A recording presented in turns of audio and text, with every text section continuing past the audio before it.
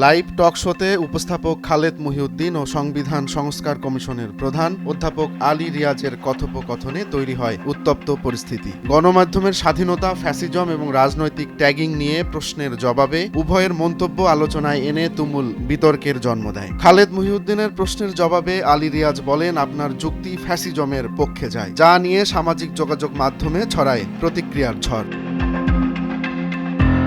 Live শোতে খালেদ মহিউদ্দিন অভিযোগ করেন, বিভিন্ন সময়ে গণমাধ্যমের ভূমিকা নিয়ে প্রশ্ন উঠেছে। গত 15 বছরের রাজনৈতিক সুবিধাভোগীদের জায়গায় নতুন গোষ্ঠী উঠে আসছে। ট্যাগিং রাজনীতির শিকার হচ্ছেন তিনি নিজেও। এ সময় খালেদ মহিউদ্দিন বলেন, একটা প্রশ্ন করলেই 5টা ট্যাগ দেয়া হচ্ছে, একই হাসিনা স্টাইলে প্রশ্নের জবাব দিতে হচ্ছে। এটা তো সাংবাদিকতার স্বাধীনতা নয়।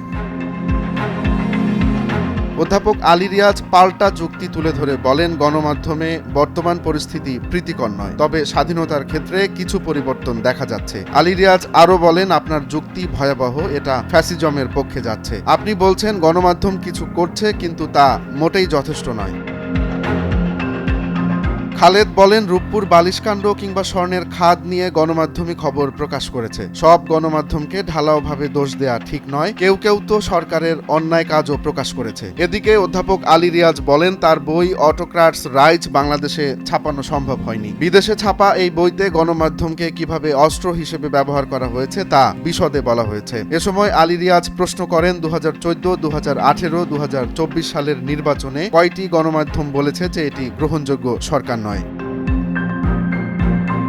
তবে আলোচনার উত্তাপ যতই বাড়ুক, অধ্যাপক আলী রিয়াজ তার বক্তব্যে অটল ছিলেন। তিনি স্পষ্টভাবে বলেন, গণতন্ত্রকে টিকিয়ে রাখতে হলে সংবিধান সংস্কার জরুরি, তবে সেটা কোনো দলীয় স্বার্থে নয়, জনগণের স্বার্থেই করতে হবে। খালেদ মহিউদ্দিনের প্রতিক্রিয়া আমাদের দর্শকেরা বিষয়টি বুঝবেন এবং নিজেদের মতো করে বিশ্লেষণ করবেন। এই আলোচনা কি গণতন্ত্রের পক্ষে নতুন ভাবনা তৈরি করবে, নাকি রাজনৈতিক মেরুকরণের আরেকটি অধ্যায় খুলবে? উত্তরের অপেক্ষায় দর্শকরা। তবে একথা স্পষ্ট, এই কথোপকথন সংবিধান সংস্কার ও গণতন্ত্রের ভবিষ্যৎ নিয়ে নতুন করে ভাবার জায়গা তৈরি করেছে। রোমান্স তালুকদার, নয়া দিগন্ত।